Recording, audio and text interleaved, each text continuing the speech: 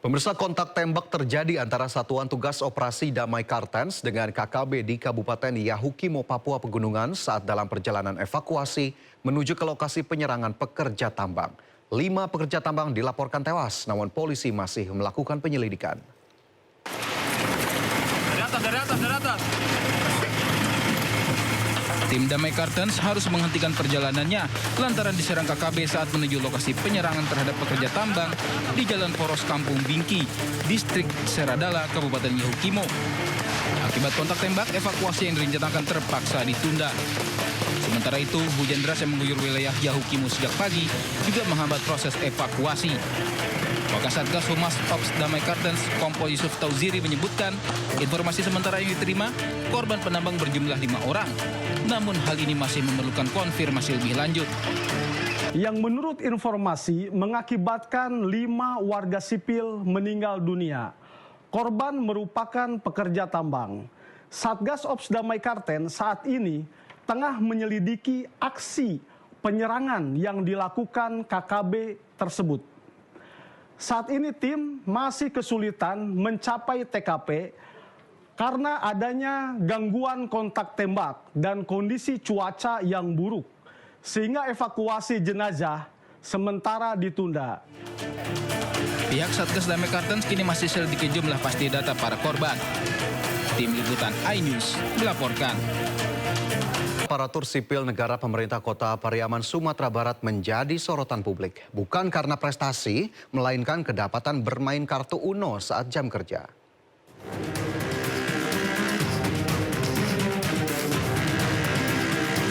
Tiga ASN wanita terlihat sedang asik bermain kartu tanpa menyadari ada kamera yang merekam aktivitasnya.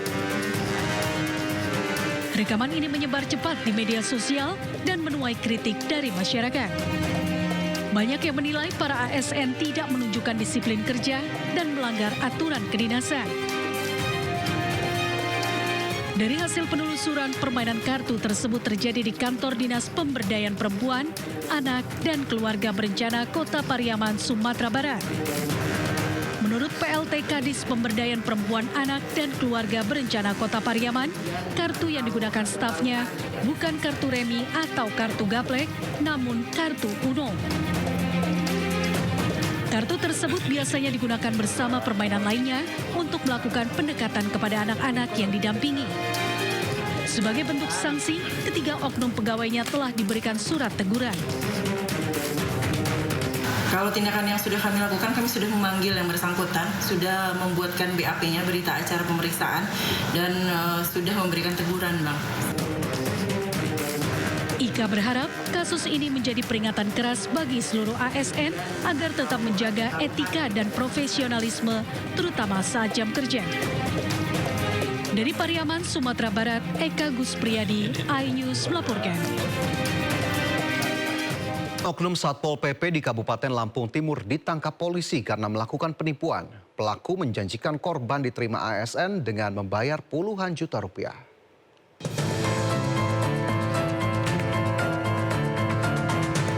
Seorang oknum anggota Satpol PP Kabupaten Lampung Timur Lampung berinisial FM ditangkap usai menipu warga. Diketahui modus pelaku dapat memasukkan korban menjadi aparatur sipil negara sebagai pegawai pemerintah dengan perjanjian kerja atau PDKK. Pelaku meminta sejumlah uang dengan iming-iming bakal segera mempekerjakannya sebagai pegawai di rumah sakit umum daerah setempat. Korban yang tergiur memberikan uang mencapai total 90 juta rupiah kepada pelaku yang ternyata digunakan bermain judi online. Dengan modus menawari korban yang mana tersangka dapat memasukkan atau menjadikan korban sebagai pegawai P3K di rumah sakit Swadana. Untuk kerugian korban sendiri berapa? Untuk kerugian korban uang sebesar 90 juta rupiah. Sementara Satuan Polisi Pamong Praja Lampung Timur menegaskan bakal segera melakukan tindakan. Jika nantinya ia dinyatakan terbukti bersalah, pelaku dipastikan akan dikenakan sanksi tegas. Dari Lampung Timur, Lampung, Tinus Ristanto iNews melaporkan. Memperingati Hari Tani Nasional 2025, sejumlah elemen masyarakat menggelar demo di kawasan Senayan, Jakarta. Polisi menyiapkan sejumlah pengamanan dengan menyiagakan lebih dari 8.000 personel. Sejumlah elemen masyarakat dari Asosiasi Petani berkumpul di kawasan Senayan, Jakarta untuk menggelar demo menyuarakan tuntutan terkait Hari Tani Nasional 2025. Dengan topi caping khas petani, masa demo menyuarakan tuntutan dengan poster serta orasi untuk menaikkan kesejahteraan para petani. Puncak aksi akan digelar di depan gedung DPR MPR Jakarta. Demo petani juga mendapat penjagaan dari sekitar 8.000 personil kepolisian.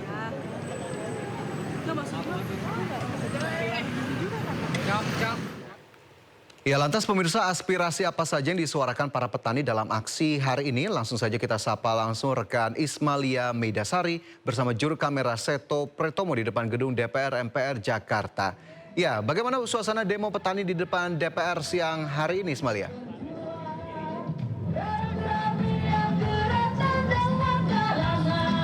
Ya, selamat siang Fajar. Untuk suasana demo di depan gedung DPR RI ini sampai sekarang masih terus berlangsung. Yang di mana para petani ini sudah mulai sejak pukul 9 pagi tadi, mulai dari Gelora Bung Karno mereka berkumpul, lalu mereka berjalan ke depan gedung DPR RI. Dan bisa dilihat juga di sini, Fajar, untuk para petani ini membawa bendera putih yang mereka kaitkan di sebuah bambu, yang di mana bambu ini juga merupakan hasil bumi. Di sini selain itu mereka juga membawa hasil bumi. Di sini bisa dilihat ada kelapa, ada pisang, dan ada banyak sayur-sayuran di sini, Fajar, yang mereka memang bawa dari daerah mereka untuk memperlihatkan bahwa Indonesia sebenarnya kaya. Dan tuntutan yang mereka suarakan pada hari ini merupakan reformasi agraria, yang dimana reformasi agraria ini merupakan program pemerintah untuk menata agraria supaya lebih tepat sasaran untuk masyarakat kecil seperti nelayan dan juga petani. Dan mereka menginginkan kesejahteraan bagi para petani khususnya. Dan di sini bisa dilihat juga, Fajar, mereka tidak hanya orang dewasa saja yang melakukan aksi demonstrasi pada hari ini, namun juga dari para remaja dan juga pelajar juga mengikuti aksi demonstrasi ini. Mereka membawa angklung dan juga tadi mereka membawakan puisi berisikan tuntutan atau isi hati mereka supaya bisa didengar oleh pemerintah, terutama wakil rakyat yang berada di DPR. Dan untuk suasana di sini memang penjagaan ada sekitar 8.000 lebih personil dari anggota kepolisian, TNI dan Polri, yang dimana di sini untuk di depan gedung DPR Jalan Gatot Subroto menuju ke arah Slip ini ditutup pada saat demonstrasi dan nanti akan dibuka kembali ketika demonstrasi sudah selesai. Fajar. Ya, baik, terima kasih Ismalia Meidasari dan juru kamera Seto Pratomo telah melaporkan langsung dari kawasan gedung DPR MPR Jakarta. Selamat bertugas kembali. Kita ke informasi lain, pemirsa, viral di media sosial, mahasiswa baru Universitas Sriwijaya atau Unsri diminta melakukan aksi saling cium kening saat kegiatan kampus. Pihak kampus telah memanggil mahasiswa penanggung jawab acara.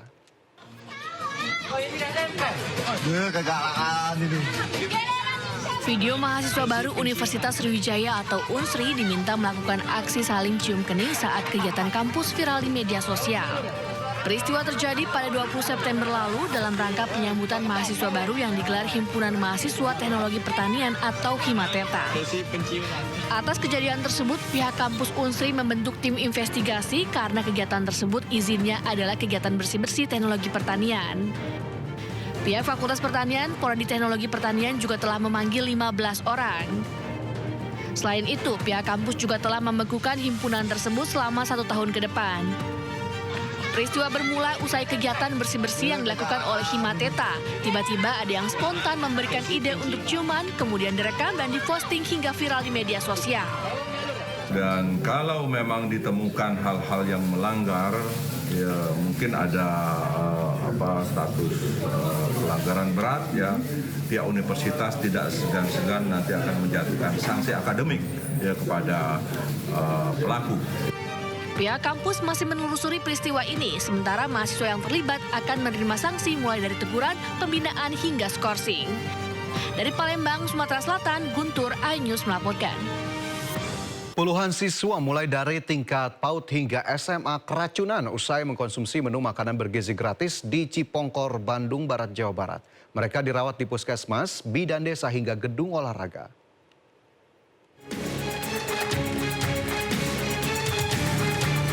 Korban keracunan massal dievakuasi ke sebuah gor di Kecamatan Cipongkor, Kabupaten Bandung Barat, Jawa Barat. Peristiwa ini terjadi setelah mereka menyantap makanan bergizi gratis atau MBG di sekolah. Rata-rata mereka mengalami gejala seperti sesak nafas, mual, dan pusing. Para korban merupakan siswa dari berbagai tingkatan pendidikan mulai dari PAUD hingga SMA sederajat. Selain di gor kantor kecamatan, mereka dirawat di Puskesmas Bidan Desa dan sebagian dirujuk ke RSUD Cililin.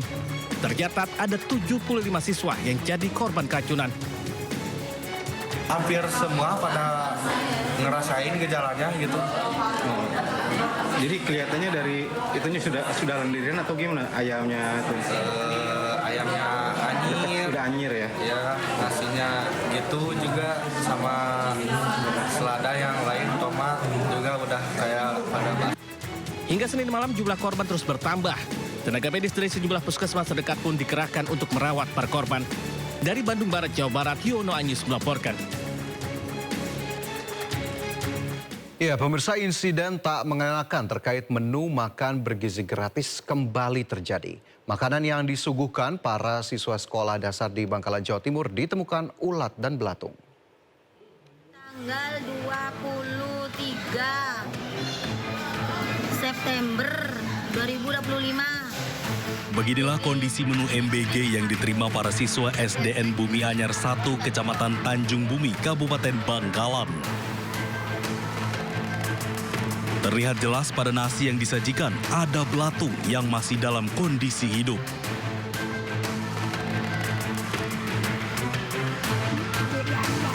Tak hanya di nasi, ada juga belatung pada sayuran berupa kol dan wortel. Padahal sebagian MBG ini sudah terlanjur disantap oleh beberapa orang siswa. Siswa lain yang langsung melihat keberadaan belatung tersebut secara spontan merekam dan melaporkannya ke guru kelas. Usai laporan tersebut, pihak Satuan Pelayanan Pemenuhan Gizi setempat langsung menarik makanan yang terlanjur didistribusikan ke sekolah. Sebelumnya, 3 sekolah dasar dan 3 sekolah menengah atas menerima pendistribusian MBG yang diduga basi. Apabila nanti SPTG yang ditemukan telah mengirimkan menu makanan yang tidak sesuai dengan SOP, misalnya ada ulatnya, basi, dan sebagainya, itu nanti kami pemerintah akan mengirimkan surat kepada PGN untuk melaporkan kejadian-kejadian ini. Pemkab Bangkalan sendiri tidak akan memberi toleransi sepihak SPPG bermasalah dan akan melaporkan berbagai kejadian ini ke Badan Gizi Nasional. Dari Bangkalan, Madura, Jawa Timur, Taufik Syahrawi, iNews melaporkan. Sementara itu, Kabupaten Bandung Barat menetapkan kejadian luar biasa atau KLB akibat banyaknya siswa keracunan MBG. Terkait maraknya kasus keracunan ini, pemerintah didesak menghentikan sementara program MBG dan melakukan evaluasi total.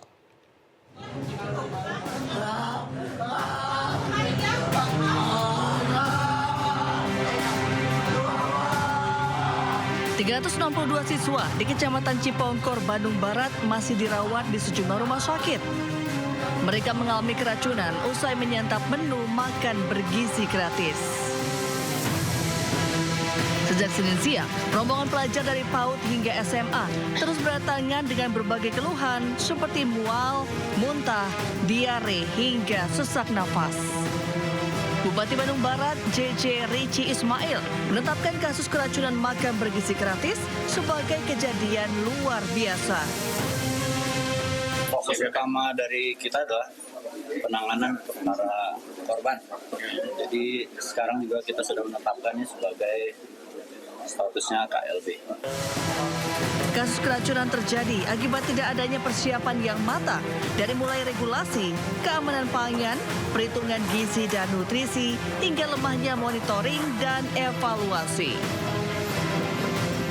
Meski sudah mengolah 1 miliar porsi dengan anggaran 335 triliun, hingga saat ini belum ada peraturan presiden soal MBG. Absennya Perpres ini menjadi penyebab tidak adanya payung hukum hingga petunjuk teknis pelaksanaan MBG. Program makan bergizi gratis ini belum mempunyai Perpres yang sampai hari ini masih ditunggu. Kenapa perlu perpres? Karena butuh petunjuk-petunjuk atau aturan-aturan yang nantinya harus ditranslasikan ke dalam petunjuk teknis. Dengan tingginya jumlah kasus, CISD mendesak pemerintah segera menghentikan sementara pelaksanaan MBG untuk dilakukan evaluasi total.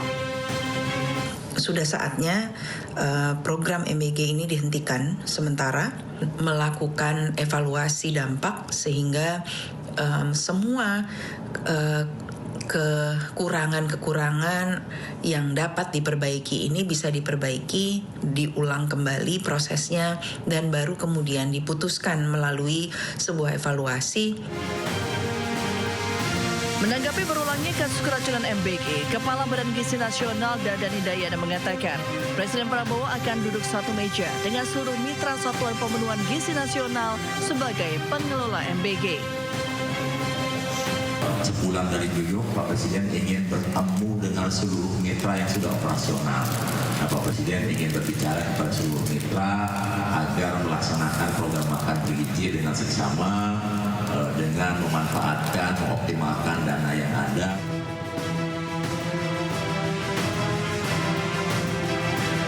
Kasus keracunan akibat MBG bukan yang pertama.